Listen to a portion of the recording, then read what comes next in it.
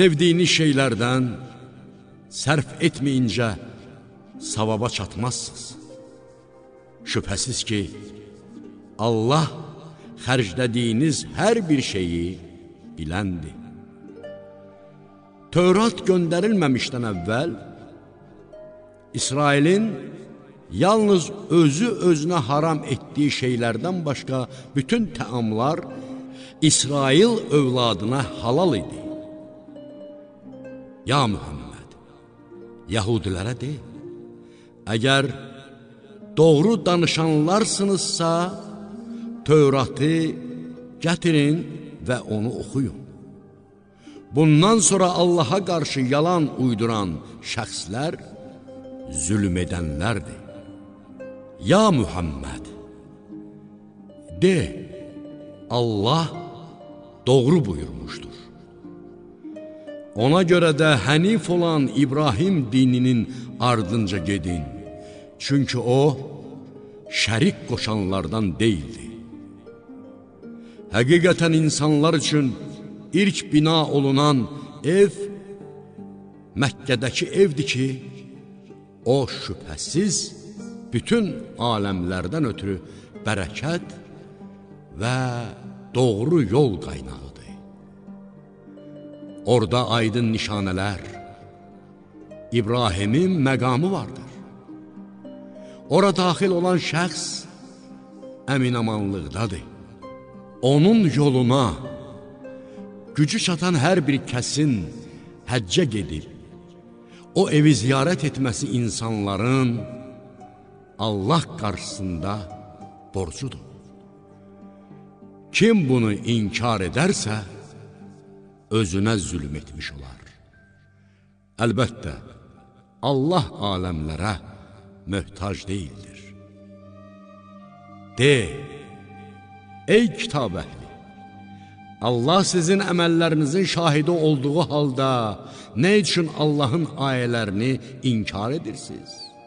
De, ey kitab əhli, siz şahid olduğunuz halda nə üçün iman gətirən şəxsləri Allahın yolundan geri döndərməyə çalışaraq onlar üçün əyri yol axtarırsınız?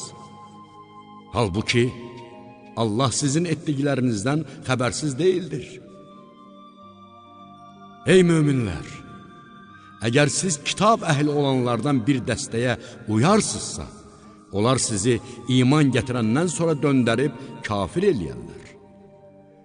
Sizə Allahın hökmləri oxunduğu və onun peyğəmbəri aranızda olduğu halda siz necə kafir ola bilərsiniz?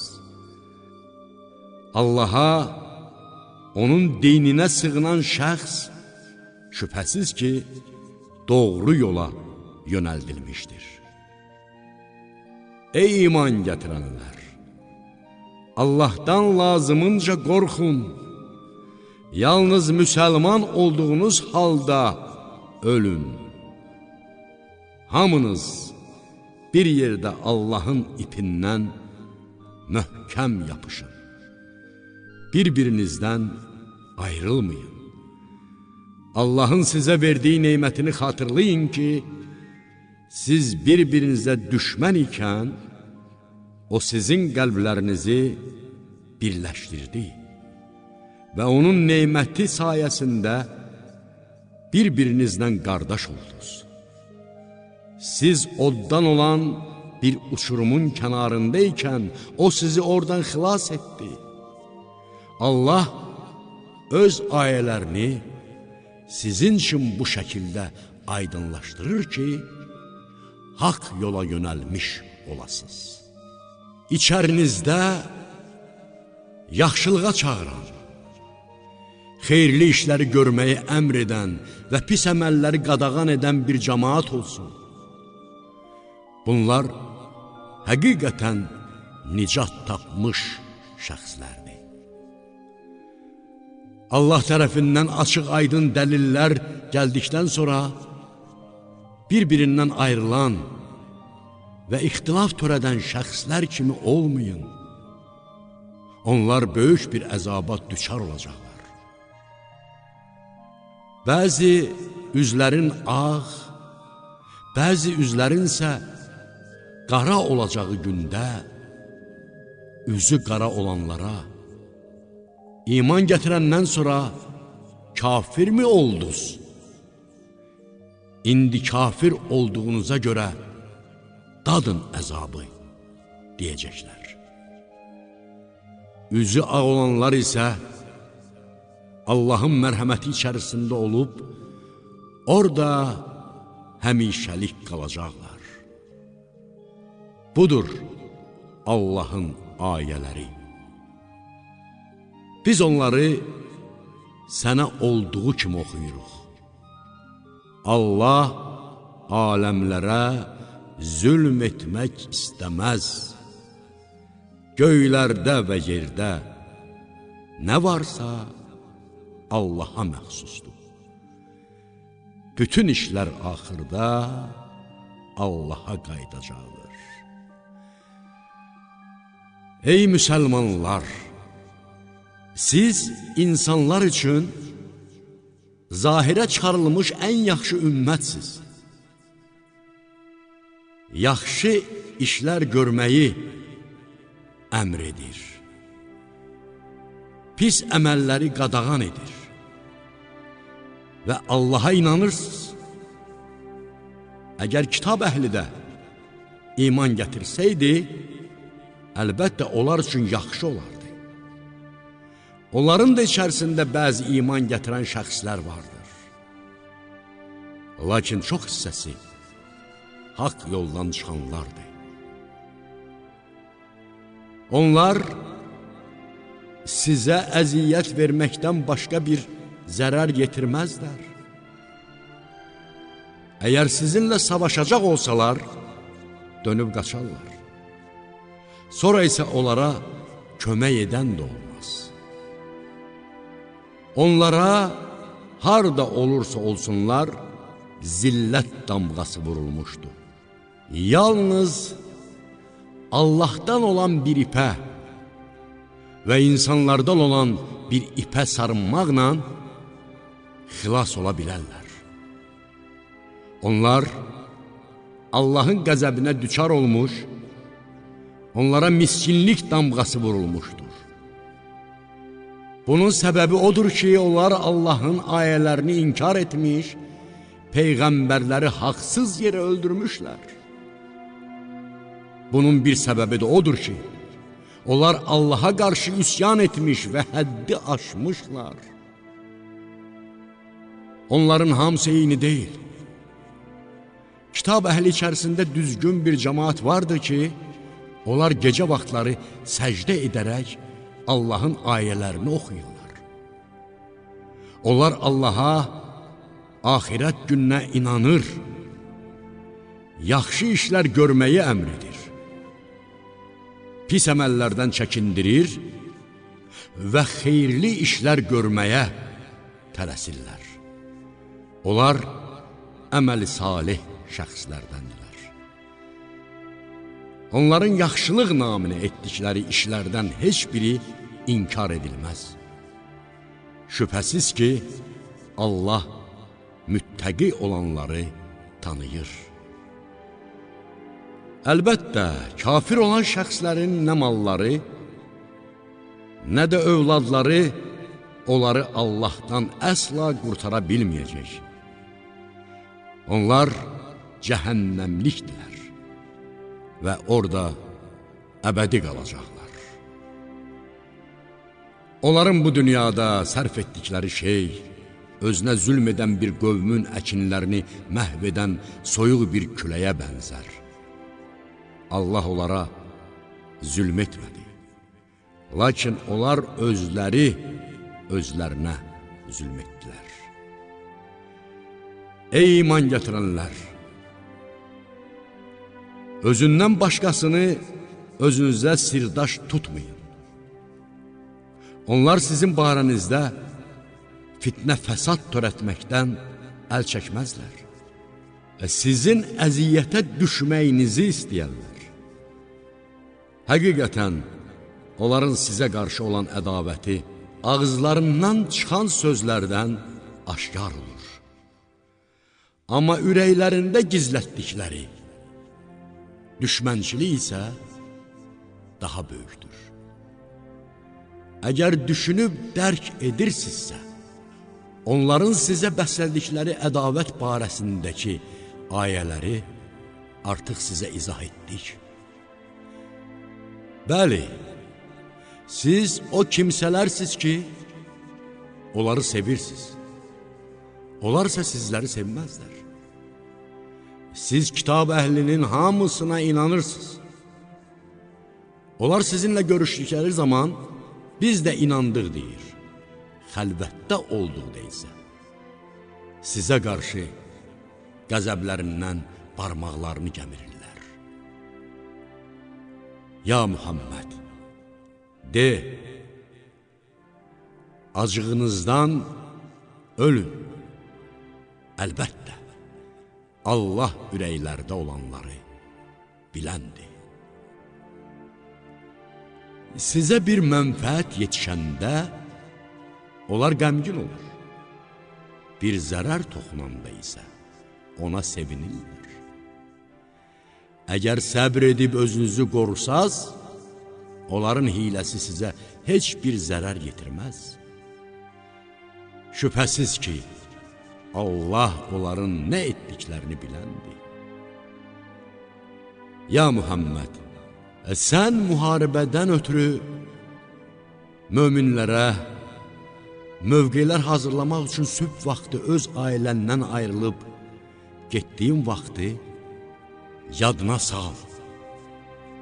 Şübhəsiz ki, Allah hər şey eşidəndir, biləndir. O müharibədə sizin içərinizdən Sələmə və Harisə oğullarından ibarət iki dəstə qorxaraq geri çəkilmək fikrinə düşmüşdü. Halbuki Allah onların yardımcısı idi. Gərək möminlər hər işdə Allaha təvəkkül etsinlər. Ya Muhammed, həqiqətən siz Bədirdə düşmənə nisbətən az və zəif olduğunuz halda Allah sizə yardım etdi. Şükr edən olmaq üçün Allahdan qorxun. O zaman sən möminlərə deyirdin, Rəbbinizin 3000 mələk indirərək imdadınıza yetişməsi sizə kifayət etməzmi? Bəli, əgər səbr edib qorxsanız, onlar qəzəblə üstünüzə gəldikləri zaman Rəbbiniz artıq 5000 nişan qoyulmuş mələklərlə sizə yardım edər. Allah bunu sizin üçün məhz müjdə və qəlbləriniz rahat olsun deyə etdi. Kömək ancaq yenilməz qüdrət, hikmət sahibi olan Allahdandır ki, o bununla kafirlərin bir hissəsini məhv etsin və ya onları məğlubiyyətə uğratsın. Belə ki, onlar naümid geri dönsünlər. Ya Muhammed, bu işdə sənə dəxli olan bir şey yoxdur. Allah ya onların tövbələrini qəbul edər, ya da onlara əzab verər. Çünki onlar həqiqətən zalim kimsələrdir. Göylərdə və yerdə olanlar Allaha məxsusdur.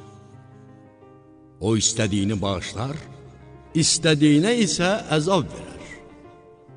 Əlbəttə, Allah bağışlayandır, rəhm edəndir. Ey iman gətirənlər!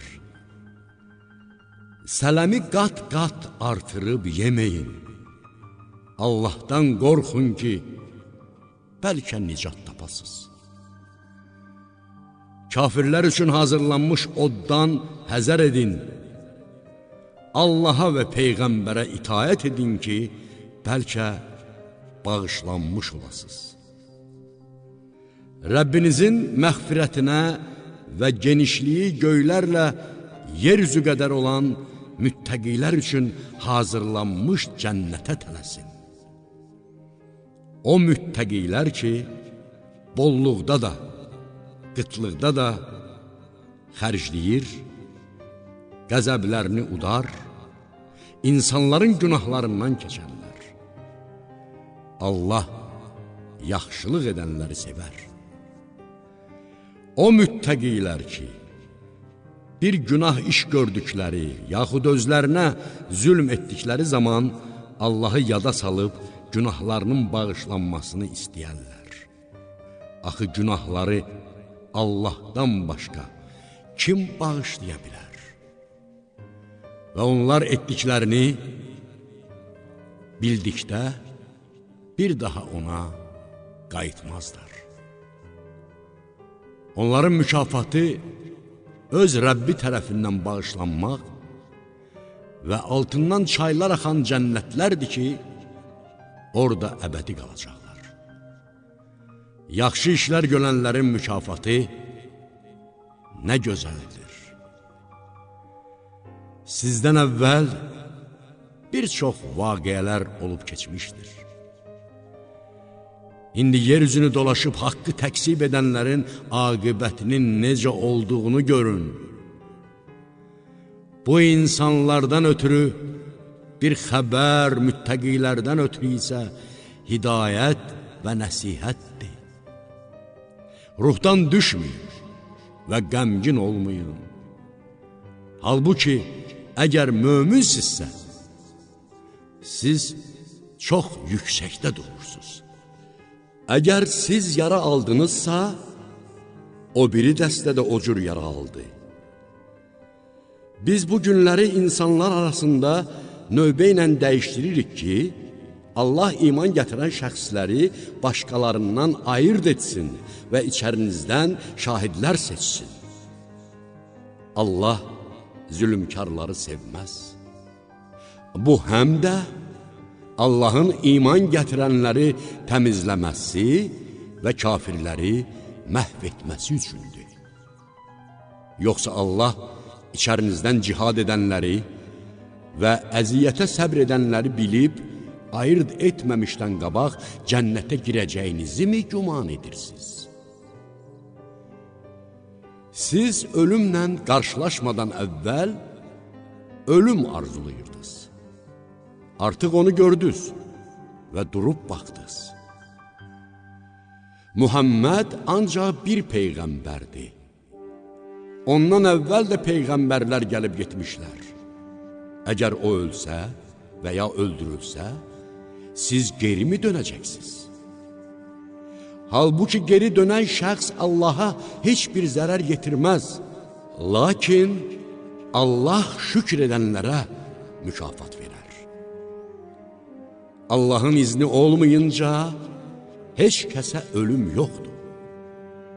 O vaxtı müəyyən edilmiş bir yazıdır. Dünya mənfəəti istəyən şəxsə dünya mənfəətindən, axirət savabı istəyən şəxsə isə axirət savabından verərik. Şükr edənləri də əlbəttə mükafatlandıracağıq.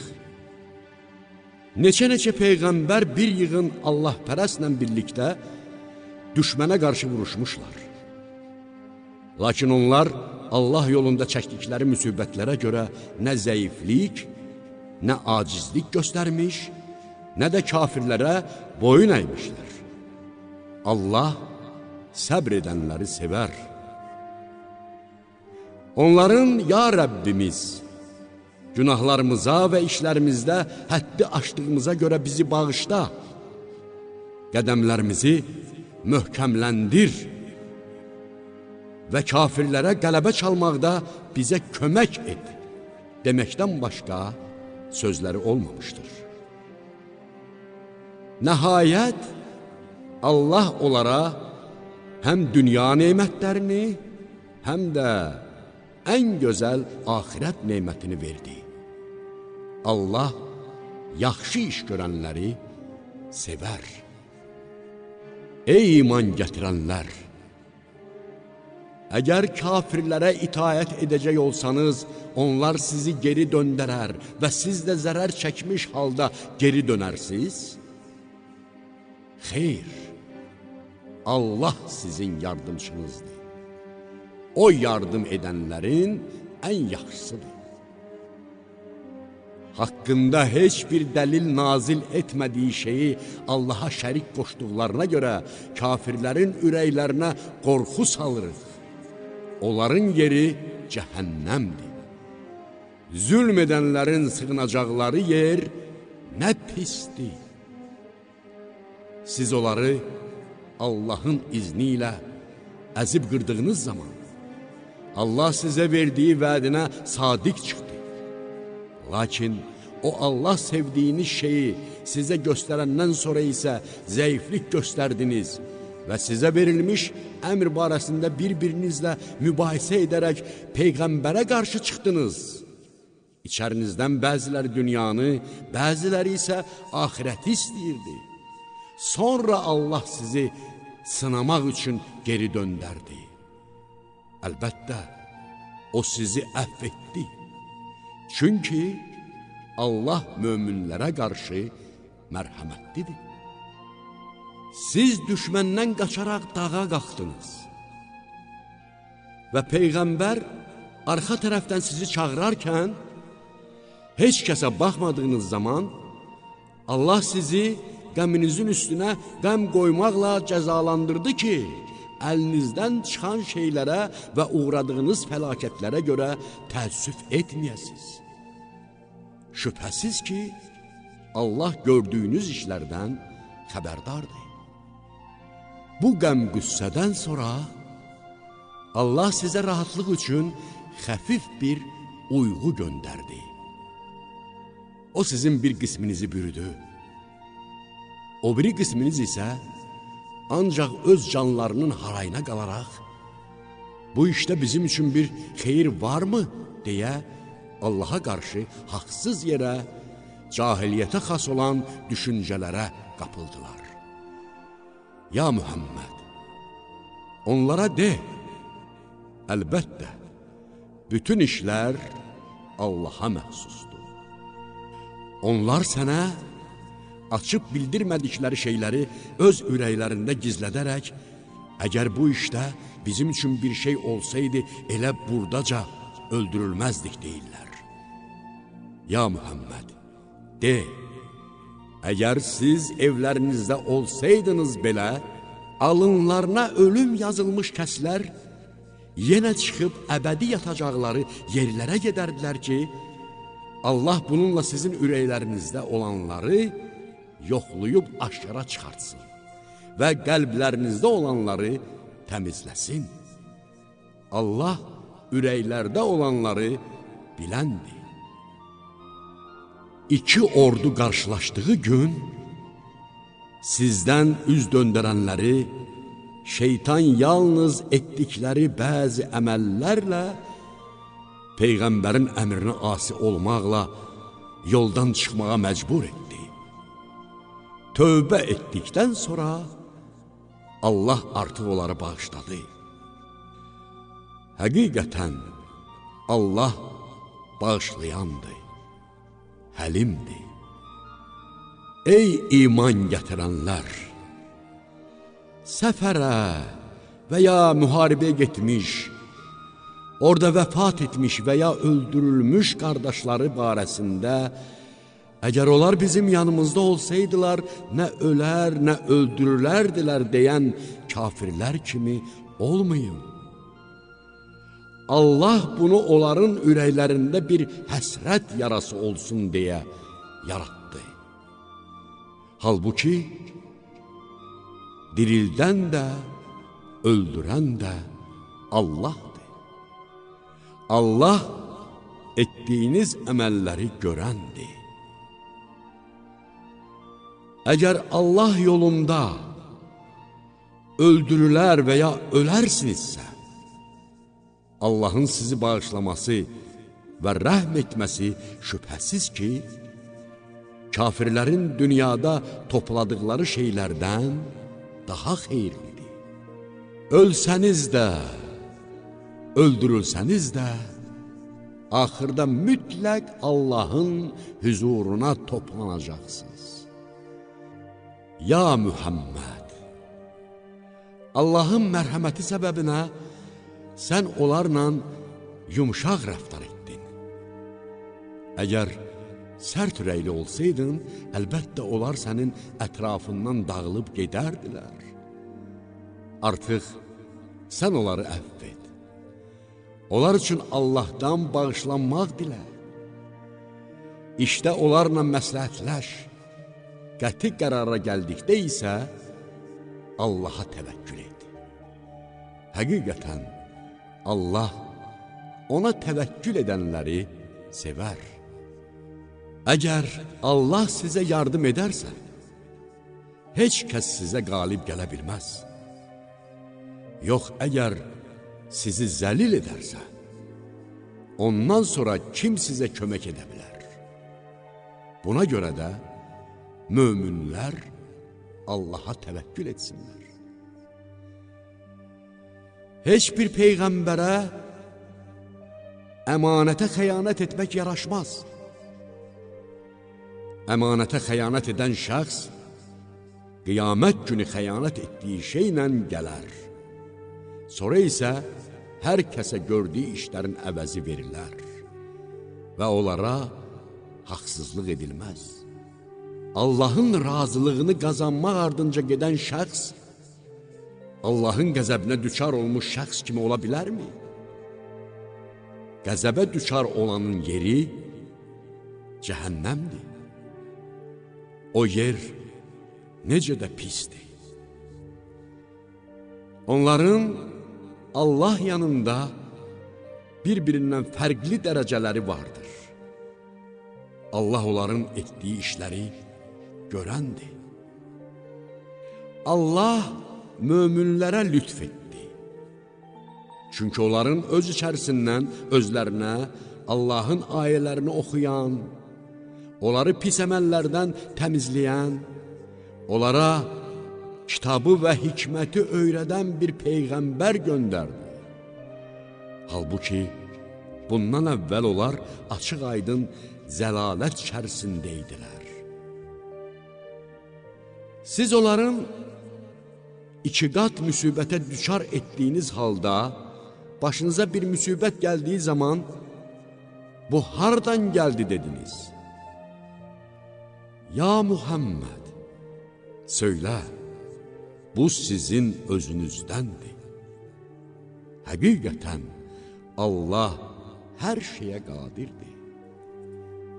İki ordunun qarşılaşdığı gündə başınıza gələn fəlakət də Allahın izni ilə oldu ki, möminləri ayırt etsin və münafiqləri onlardan fərqləndirsin. Onlara, gəlin Allah yolunda vuruşun, yaxud müdafiədə bulunun, deyildi. Onlar, əgər biz vuruşa bilsəydik, sizin ardınızca gələrdik deyə cavab verdilər. Onlar o gün imandan çox küfrə yaxınlaşmışdılar. Ürəklərində olmayan şeyi dilləri ilə deyirlər. Halbuki, Allah onların gizlətdiklərini çox yaxşı bilir. Müharibəyə getməyib, evlərində oturan və müharibəyə getmiş qardaşları haqqında əgər onlar sözümüzə qulaq assaydılar, öldürülməzdilər deyənlərə, ya Muhammed, söylə, əgər doğru deyirsinizsə, onda ölümü özünüzdən uzaqlaşdırın. Allah yolunda öldürülənləri heç də ölü zənn etmə. Əsl həqiqətdə onlar diridirlər. Onlara Rəbbi yanında ruzi əta olunur. Onlar Allahın öz mərhəmətindən onlara bəxş etdiyi neymətə sevinir, arxalarınca gəlib, hələ özlərinə çatmamış kəslərin axirətdə heç bir qorxusu olmayacağına və onların qəm-qüssə görməyəcəklərinə görə şadlıq edirlər. Onlar Allahdan gələn neymət və mərhəmətə görə, həm də Allahın möminlərin mükafatını puça çıxarmayacağına görə sevinəcək olurlar. Yaralandıqdan sonra Allahın və Peyğəmbərin dəvətini qəbul etmiş şəxslərdən yaxşı işlər görüb, pis işlərdən çəkinənləri böyük bir mükafat gözləyir. O kəslər ki, xalq onlara, cəmaat sizə qarşı qüvvə toplamışdır, onlardan qorxun dedikdə, bu söz onların imanını daha da artırdı və onlar, Allah bizə bəs edər, o nə gözəl vəkildir, deyə cavab verdilər. Sonra da Allahın neyməti və lütfi sayəsində özlərinə heç bir əziyyət toxunmadan geri döndülər və Allahın razılığını qazanmış oldular. Həqiqətən Allah böyük mərhəmət sahibidir. Sizi yalnız o şeytan öz dostlarından qorxudub çəkindirir. Amma siz onlardan qorxmayın. Əgər möminsinizsə, məndən qorxun. Küfrə can atanlar səni kədərləndirməsin. Əlbəttə, onlar Allaha heç bir zərər getirə bilməzlər.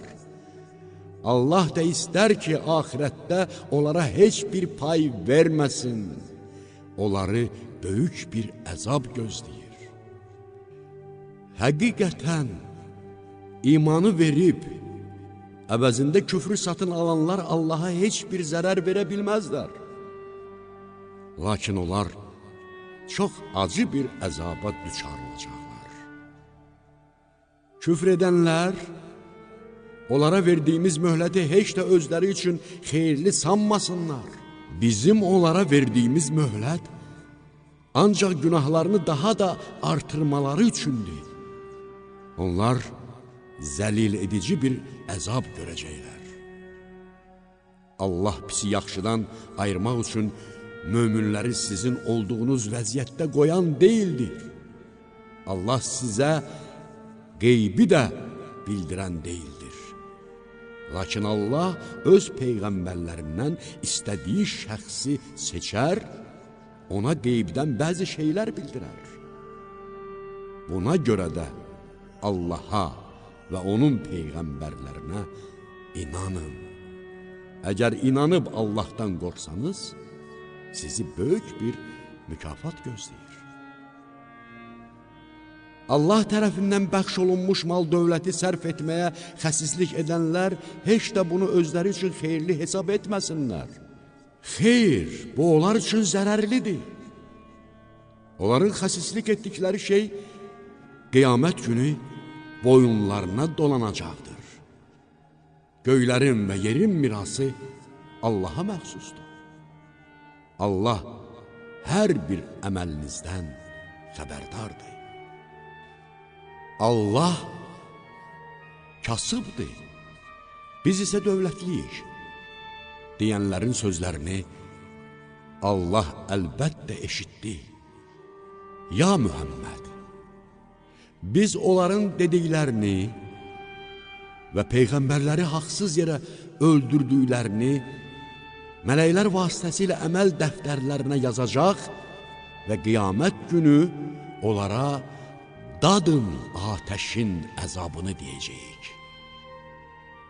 Bu əzab sizin öz əllərinizlə törətdiyiniz əməllərə görədir. Yoxsa Allah bəndələrinə əsla zülm edən deyildir. Allah Tövratda bizə əmr etmişdi ki, onun yandıracağı bir qurban gətirməyincə heç bir peyğəmbərə inanmayaq deyənlərə belə cavab ver.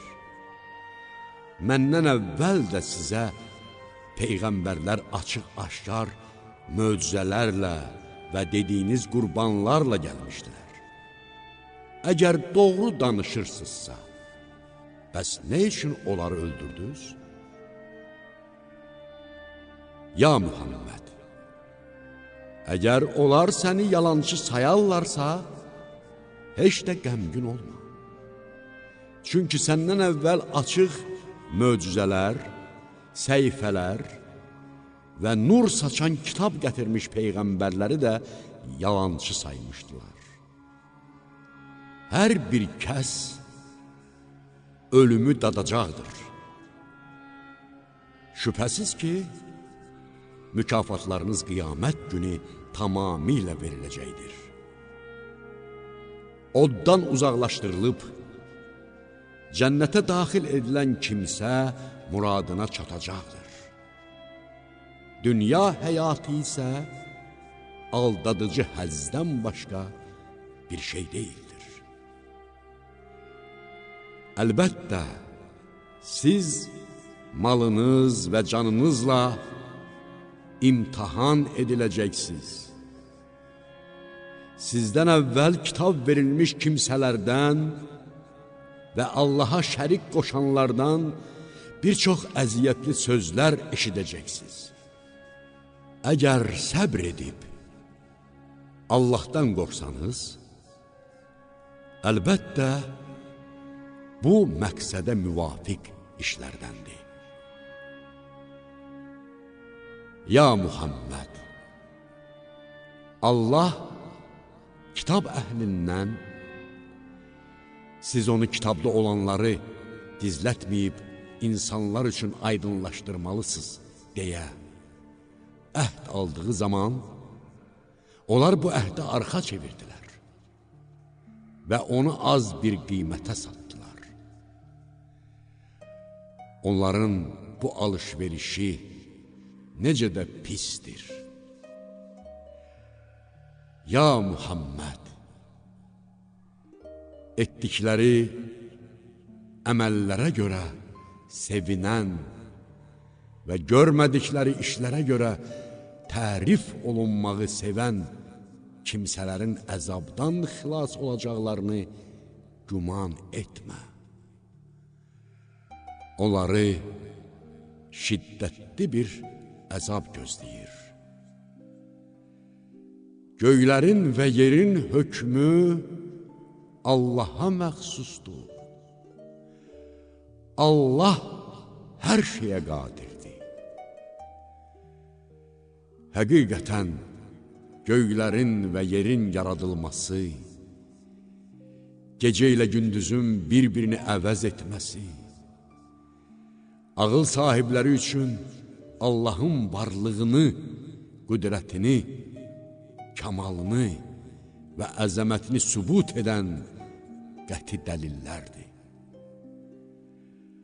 O kəslər ki, ayaq üstə olanda da, oturanda da, uzananda da Allahı xatırlar, göylərin və yerin yaradılması haqqında düşünər və deyərlər, ey Rəbbimiz, sən bunları boş yerə yaratmamısan, sən pak və müqəddəssən. Bizi cəhənnəm odunun əzabından qoru. Ey Rəbbimiz, sən cəhənnəm oduna atdığın şəxsi əlbəttə rüsva edərsən və zalimlərə kömək edən olmaz. Ey Rəbbimiz, həqiqətən biz Rəbbinizə inanın deyə imana tərəf çağıran bir kimsənin çağırışına işidib sənə iman gətirdik.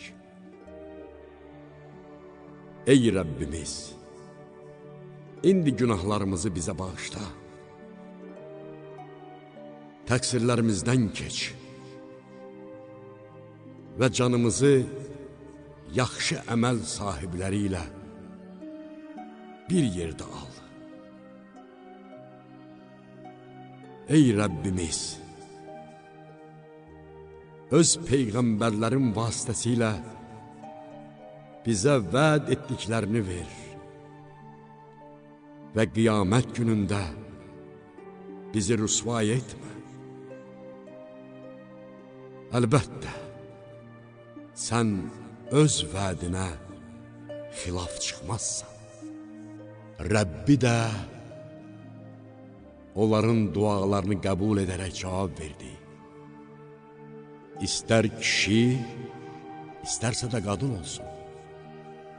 Mən heç birinizin əməlini puça çıxarmaram.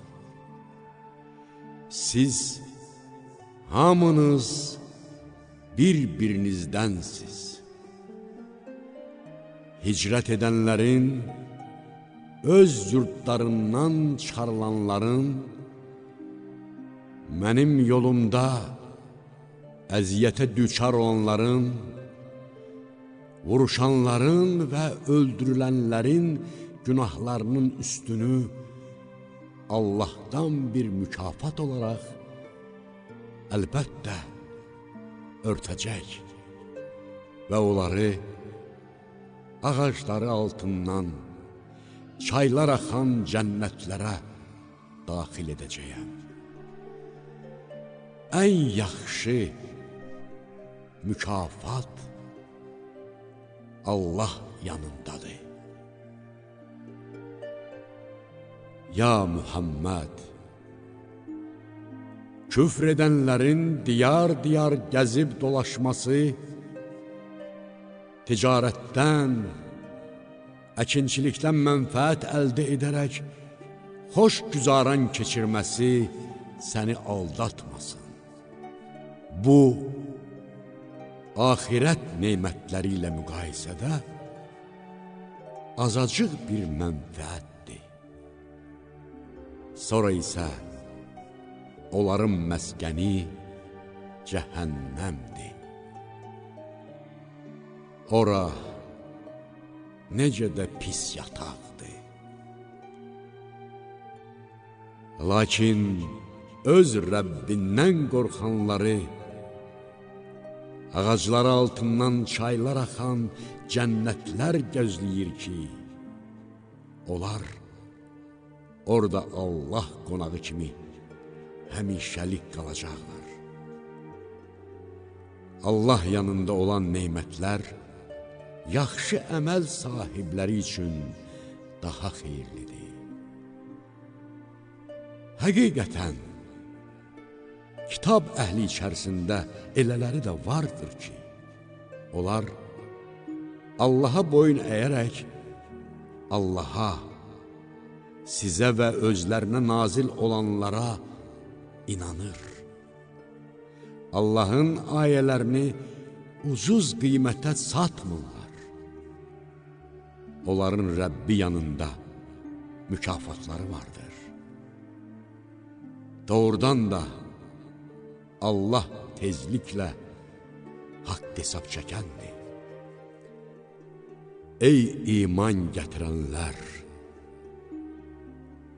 Dində vacib olan hökmləri yerinə yetirməyin zəhmətinə düçar olduğunuz bəlalara səbr edin. Allahın düşmənlərinə qələbə çalmaq uğrundakı müharibə və döyüşlərdə sizə üz verən müsibət və çətinliklərə dözün. Sərhəd boyu növbədə durub cihada hazır olun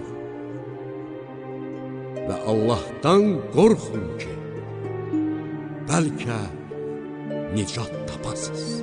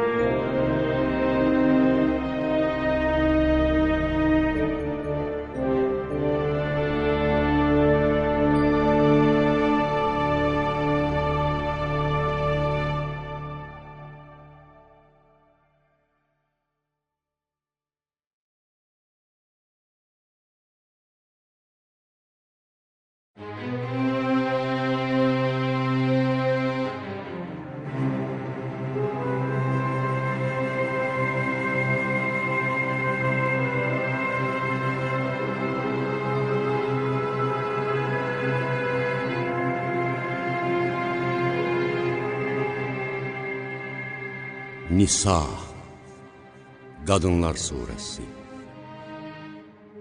Mədinədə nazil olmuşdur. 176 ayəvi. Bağışlayan, mehriban Allahın adıyla. Ey insanlar! Sizi tək bir şəxsdən xəlq edən, ondan zövcəsini yaradan və onlardan da bir çox kişi və qadınlar törədən Rəbbinizdən qorxun. Bir-birinizdən cürbəcür şeylər ummaqdan, Allahdan və həmçinin qohumluq əlaqələrini kəsməkdən həzər edin. Şübhəsiz ki, Allah sizin üzərinizdə nəzarətçidir. Yetimlərin mallarını özlərinə verin və pisi yaxşı ilə dəyişdirməyin. Yetimlərin malı sizə haram, öz malınız isə halal olduğu halda onları bir-biri ilə dəyişməyin. Onların mallarını öz mallarınıza qatıb yeməyin. Şübhəsiz ki, böyük günahdır. Əgər yetim qızlarla evlənəcəyiniz təqdirdə ədalətlə rəftar edə bilməyəcəyinizdən qorxarsınızsa, o zaman sizə halal olan bəyəndiyiniz başqa qadınlardan 2, 3 və 4 nəfərlə nikah bağlayın.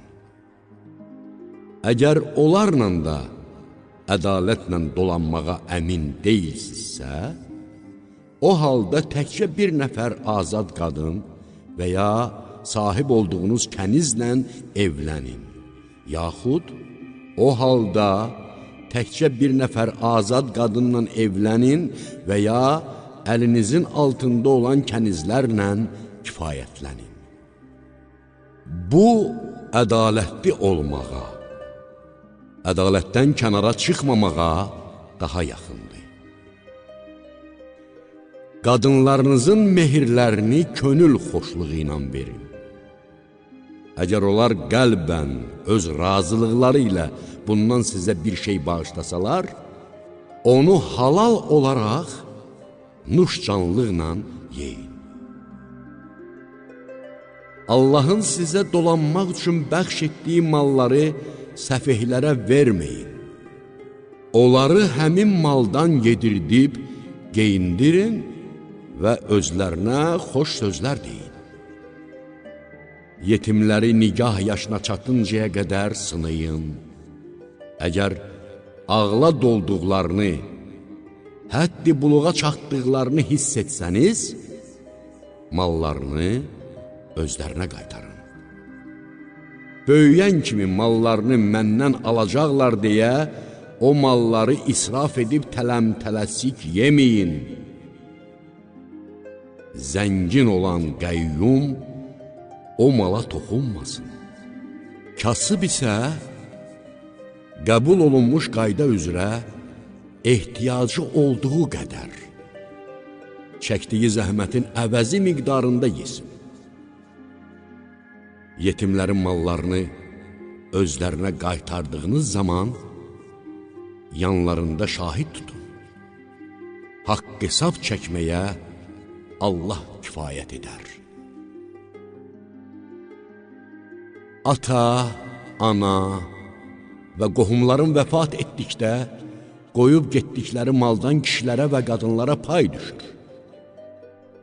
Həmin malın azından da, çoxundan da bunlara veriləcək hissə müəyyən edilmişdir.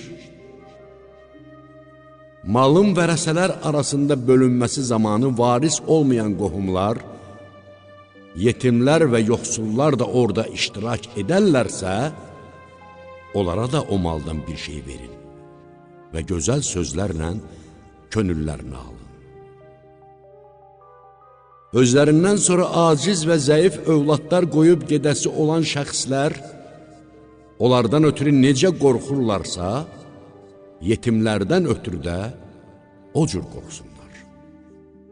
Və buna görə də onlar Allahın qəzəbindən çəkinərək sözün doğrusunu danışsınlar.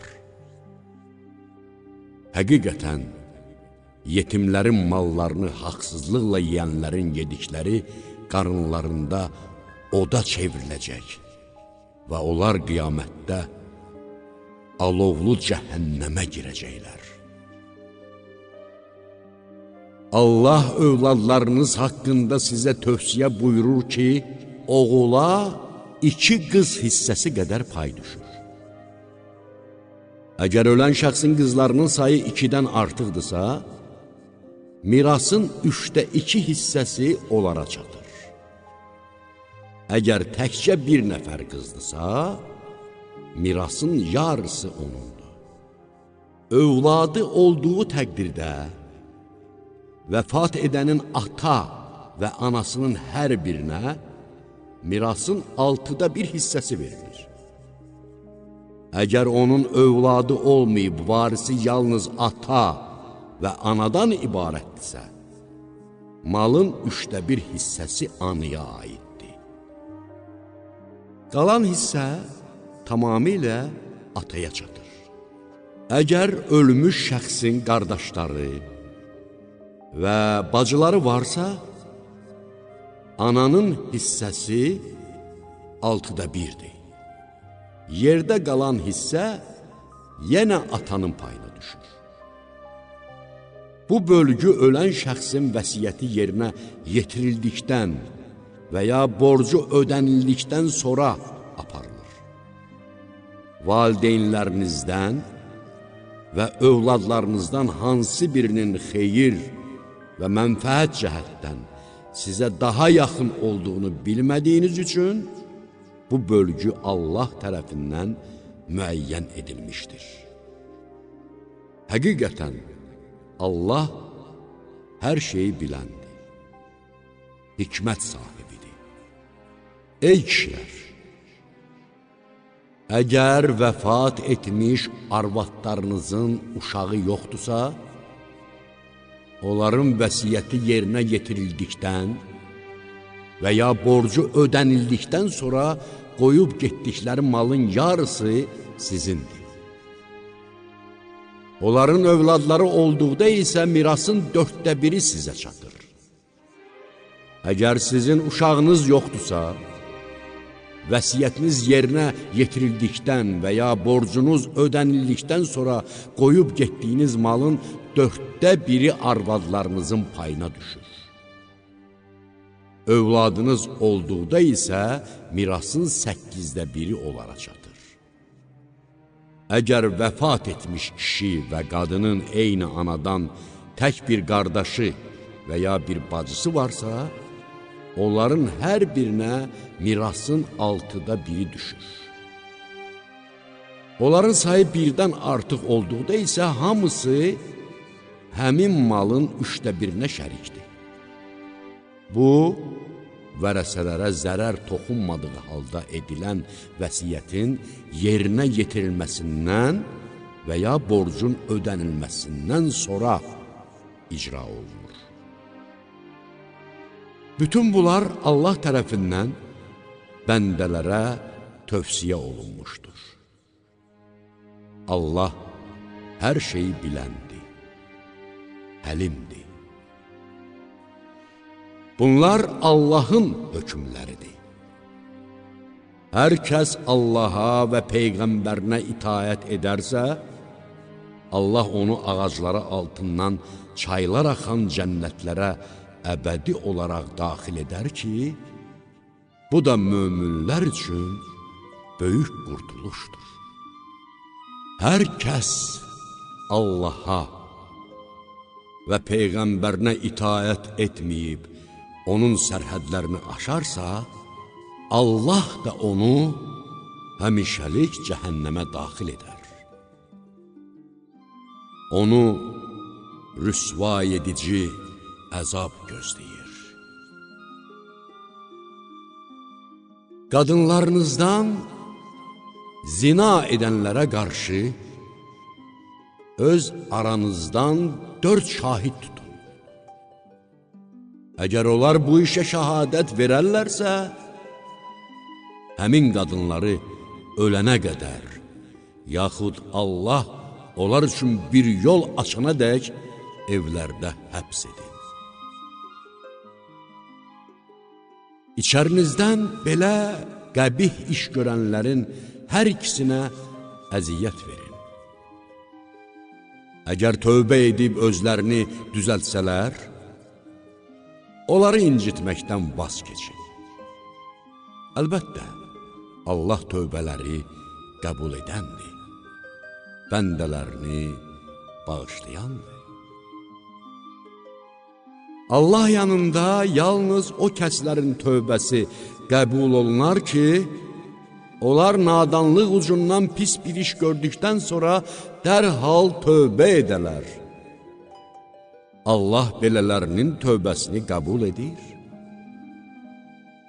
Həqiqətən, Allah hər şeyi biləndir, hikmət sahibidir. Günah işlər görməkdə davam edərək ölüm yetişən anda, mən indi tövbə etdim deyənlərin və kafir olaraq ölənlərin tövbəsi qəbul olunmaz.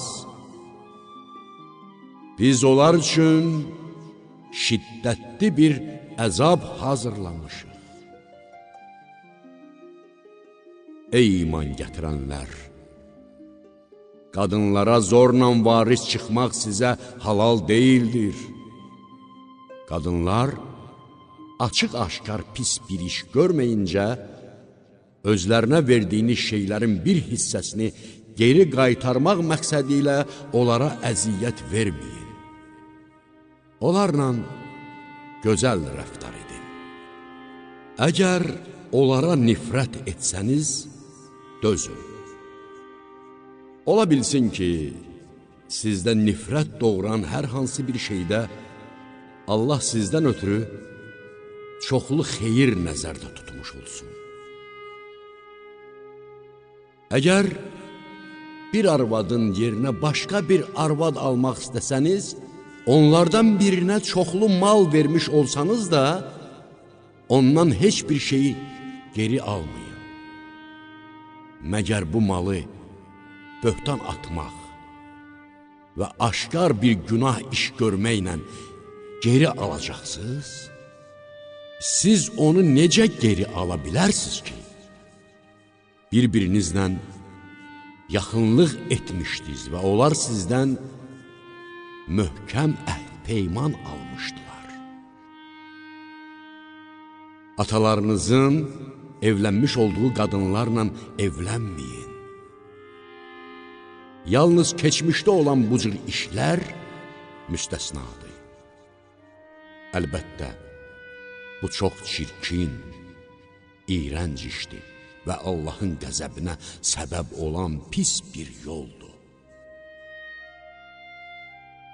Sizə analarınız, qızlarınız, bacılarınız, bibiləriniz, xalalarınız, qardaş və bacılarınızın qızları, süd analarınız, süd bacılarınız, arvadlarınızın anaları və yaxınlıq etdiyiniz qadınlarınızın himayənizdə olan qızları, ögey qızlarınızla evlənmək haram edildi. Cinsi əlaqədə olmadığınız qadınlarınızın qızları ilə evlənmək isə sizin üçün günah deyildir.